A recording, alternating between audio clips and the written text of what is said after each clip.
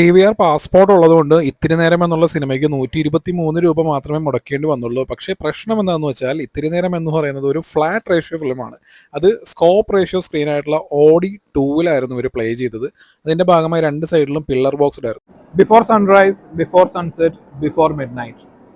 Richard ലിങ്ക്ലേറ്ററിൻ്റെ before trilogy ഒരുപാട് film മേക്കേഴ്സിനെ നല്ല രീതിയിൽ ഇൻഫ്ലുവൻസ് ചെയ്തിട്ടുണ്ട്. അതായത് ഇമോഷണൽ ഇൻറ്റിമസിയാണ് ഈ സിനിമയിൽ കാണുന്നത്.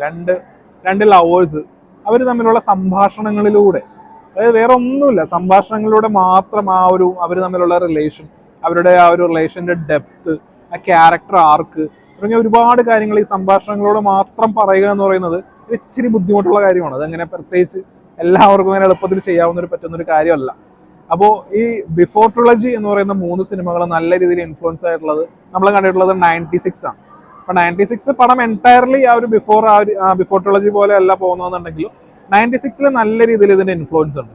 ആ ഒരു ഇമോഷണൽ ഇൻറ്റിമസി ആണ് അതിൽ, ഫിസിക്കലി ആ ഒരു കാര്യങ്ങളൊന്നും അല്ല കാണിക്കുന്നത്. അപ്പൊ 96 ആക്ച്വലി നല്ല രീതിയിൽ ഒരുപാട് വിജയിച്ചതുകൊണ്ട് തന്നെ നമുക്ക് എല്ലാവർക്കും ബിഫോർ ട്രിളജിനേക്കാളും 96 ആയിരിക്കും കൂടുതൽ പരിചയം. അതുകൊണ്ട് തന്നെ ഇത്തിരി നേരം എന്നുള്ള ഈ സിനിമ 96 പോലുള്ള സിനിമയാണെന്നൊക്കെ പലരും പറയും. ആക്ച്വലി ഇതിന്റെ എല്ലാത്തിന്റെയും ഒരു തുടക്കം എന്നുള്ള രീതിയിൽ ബിഫോർ ട്രിളജിയാണ്. 3 പടങ്ങളുണ്ട്. നിങ്ങളിത് കണ്ടിട്ടില്ല എന്നുണ്ടെന്നുണ്ടെങ്കിൽ കാണുക.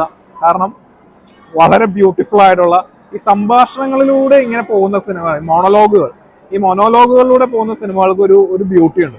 ആ ബ്യൂട്ടി നല്ല രീതിയിൽ കാണിച്ചു തന്ന സിനിമകളാണ് ഈ സിനിമയുടെ. ആ സിനിമയിലെ ഓരോ ക്യാരക്ടേഴ്സും നമുക്കിപ്പോൾ ജാനുവിനോടും റാമിനോടും തോന്നുന്ന ഇഷ്ടമുണ്ടല്ലോ, ആ ഇഷ്ടം നമുക്ക് സെലിനോടും ജെസ്സിനോടും ഒക്കെ തോന്നും. അപ്പൊ അതുപോലുള്ളൊരു മനോഹരമായിട്ടുള്ള സിനിമയാണ് ഈ ബിഫോർ ട്രിളജി. നിങ്ങൾ കണ്ടിട്ടില്ല കാണുക. ഇനി തിരുനേരം എന്ന് പറയുന്ന സിനിമ തുടങ്ങുന്നത് തന്നെ മൈത്രേയന്റെ റിലേഷൻഷിപ്പിനെ കുറിച്ചുള്ള, കല്യാണത്തെ കുറിച്ചുള്ള കുറച്ച് കോട്ട്സിലൂടെയാണ്.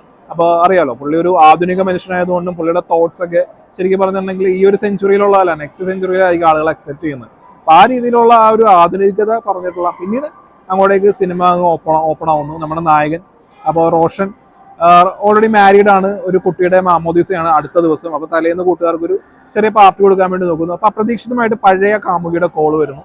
അപ്പൊ അവര് തമ്മിൽ ഒരു രാത്രി മുഴുവനും അവർ തമ്മിൽ സംസാരിക്കുക, ആ ഒരു ഇൻസിഡന്റ് കാര്യങ്ങളൊക്കെ ആയിട്ടാണ് ഇത്തിരി നേരം എന്നുള്ള സിനിമ പോകുന്നത്. ഇതിന്റെ ഫസ്റ്റ് ഹാഫ് ഞാൻ ഈ പറഞ്ഞ പോലെ ബിഫോർ ട്രിളജി അതിൽ പറയുന്ന പോലെ ഇവർ രണ്ടുപേരും തമ്മിലുള്ള ആ ഒരു സംഭാഷണങ്ങൾ, അതിലൂടെയാണ് സിനിമ ഓരോന്നോരോന്നായിട്ട് പതുക്കെ ഡെവലപ്പ് ആവുന്നത്. അപ്പൊ ഇവർ തമ്മിലുള്ള റിലേഷൻ, ഇവരുടെ പാസ്റ്റ് എന്താണെന്നുള്ളതെല്ലാം ഫ്ലാഷ് ബാക്ക് അല്ല, എല്ലാം ഇവർ സംസാരിക്കുന്നതിലൂടെയാണ്.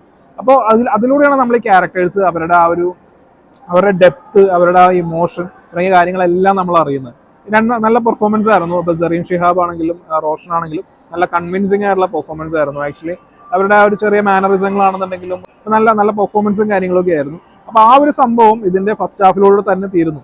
ബിഫോർ ട്രിളജി എന്ന് പറയുന്ന അതിൽ വരുന്ന കാര്യങ്ങളെല്ലാം ഇതിന്റെ ഫസ്റ്റ് ഹാഫിലൂടെ തീർന്നു.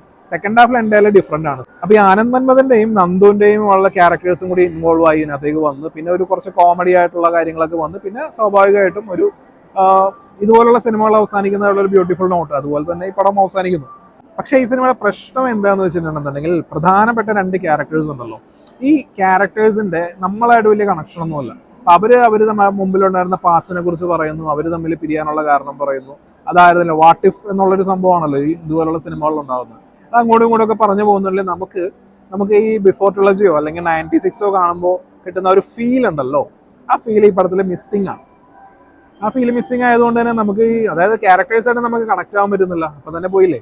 പിന്നെ അത് കണക്ട് ആയാലേ സെക്കൻഡ് ഹാഫും ആ രീതിയിലേക്ക് വന്നിരുന്നെങ്കിൽ. പക്ഷെ സെക്കൻഡ് ഹാഫിലേക്ക് അപ്പോഴേക്കും സെറീന് കാര്യമായിട്ട് റോളൊന്നുമില്ല. പിന്നെ ക്ലൈമാക്സിനോട് തൊട്ട് മുമ്പൊക്കെയാണ് സെറീൻ പിന്നെ വരുന്നത്. അതുവരെ സൈലന്റ് ആണ്. ആനന്ദ് മന്മഥന്റെയും നന്ദുവിന്റെയൊക്കെ ആ ഒരു ക്യാരക്ടർ ആർക്കെല്ലാം ഒരു 10-15 മിനിറ്റിലായിട്ടൊക്കെ ഒതുക്കി ഇവരുടെ നായകന്റെ നായികയുടെയുമായിട്ടുള്ള അവരുടെ ഒരു ഇമോഷൻ കൂടുതലായിട്ട് കാണിച്ചിരുന്നെങ്കിൽ കുറച്ചുകൂടി ബെറ്റർ ആയേനെ എന്ന് എനിക്ക് തോന്നി. ഒരു ഇമോഷൻ മിസ്സിംഗ് ആണ് ഈ നായകനോടും നായികയോടും നമുക്ക് തോന്നുന്ന ഒരു ഇമോഷൻ ഉണ്ടല്ലോ, അത് നല്ലപോലെ മിസ്സിംഗ് ആയതുകൊണ്ടാണ് ഈ സിനിമകളിൽ ഇതുപോലുള്ള പടങ്ങളിൽ അതാണ് വേണ്ടത്. അത് മിസ്സിംഗ് ആയതുകൊണ്ട് തന്നെ എനിക്ക് ഈ സിനിമയോട് മൊത്തത്തിലൊന്നും കണക്ട് ചെയ്യാൻ പറ്റില്ല. പക്ഷേ ഇതൊരു മോശം സിനിമയല്ല, ഇതൊരു ആവറേജ് വാച്ചാണ്. നമുക്ക് ഒരിക്കലും ഇതൊരു മോശം സിനിമയായിട്ടൊന്നും ഫീൽ ചെയ്യില്ല. നമ്മളുടെ സമയം, നമ്മുടെ കാശ്, ഇതിനൊക്കെ വാല്യൂ കൽപ്പിക്കുന്ന ഒരു ആവറേജ് പടം. നമ്മൾ എല്ലാ പടങ്ങളും ഗംഭീരമായിട്ട് വരണമെന്നൊന്നുമില്ലല്ലോ. സ്റ്റിൽ കാശ് മുടക്കി കാണുന്നതിൽ നമുക്ക് നഷ്ടം തോന്നുന്നില്ല. 2-2.5 മണിക്കൂറോളം ഉണ്ട്. ഈ 2.5 മണിക്കൂറിനുള്ളൊരു എതിരഭിപ്രായം ഉള്ളതെന്ന് വെച്ചിട്ടുണ്ടെങ്കിൽ 2.5 മണിക്കൂർ വേണമെന്നൊന്നും നിർബന്ധമൊന്നുമില്ല. ഈ പടം ഒന്ന് നല്ല രീതിയിൽ കട്ട് ചെയ്ത് ചുരുക്കാവുന്നതൊക്കെ ഉണ്ടായിരുന്നുള്ളൂ. ഒരു 1.25 മണിക്കൂർ, 2 മണിക്കൂർ താഴേക്ക് ആയിരുന്നെങ്കിൽ കുറച്ചൊരു ക്രിസ്പായി തോന്നിയാനെ. കാരണം അറിയാലോ ഇതുപോലുള്ള മോണോലോഗുകൾ മാത്രമായിട്ട് പോകുന്ന പടമാണ്. അപ്പോൾ ഒരു പരിധി കഴിഞ്ഞിട്ടുണ്ടെന്നുണ്ടെങ്കിൽ ആൾക്കാർക്ക് സ്വാഭാവികമായിട്ട് ലാഗ് ഫീൽ ചെയ്യും. ആ ലാഗ് ഫീൽ ഈ പടത്തിലുണ്ട്. അതാണ് അതിന്റെ റിയാലിറ്റി. അപ്പോൾ അങ്ങനെ മൊത്തത്തിൽ നോക്കുകയാണെന്നുണ്ടെങ്കിൽ ഇത്തിരി നേരം എന്ന് പറയുന്നത് ഇത്തിരി ഒക്കെ ബോറടിപ്പിക്കുന്നുണ്ടെങ്കിലും ആവറേജ് വാച്ച് ആണ്. തിയേറ്ററിൽ കാണേണ്ടവർക്ക് തിയേറ്ററിൽ കാണാം, OTT കാണേണ്ടവർക്ക് അങ്ങനെയും കാണാം. അപ്പോൾ തിയേറ്ററിൽ കണ്ടാലും OTT കണ്ടാലും നമുക്കൊരു ആവറേജ് അനുഭവമായിരിക്കും ഈ സിനിമ നൽകുക.